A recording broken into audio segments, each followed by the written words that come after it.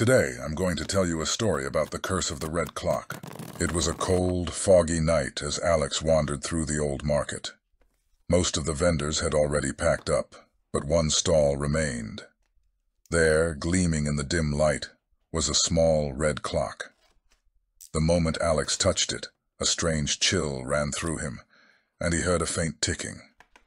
It wasn't just the clock. It felt like time itself was whispering to him. "Turn the crown," a voice echoed in his mind, "and the power is yours."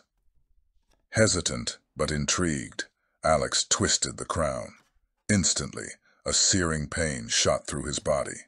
His muscles swelled, his bones stretched, and his hands morphed into sharp claws. He gasped, staring at his reflection in a nearby window. His eyes glowed red like the clock, and what looked back wasn't human anymore. Power surged through him, making him feel unstoppable. He could sense every heartbeat, every movement around him.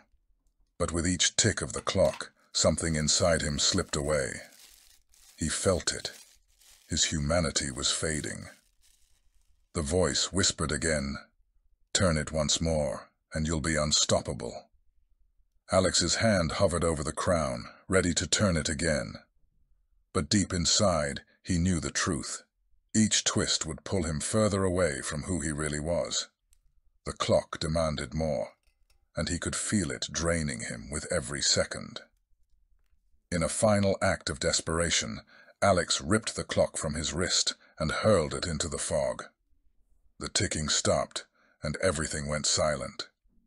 He collapsed to the ground, his body returning to normal, but a part of him was gone. The clock had taken something he could never get back. It wasn't over. The clock would find him again. And next time, he wasn't sure if he'd be strong enough to resist.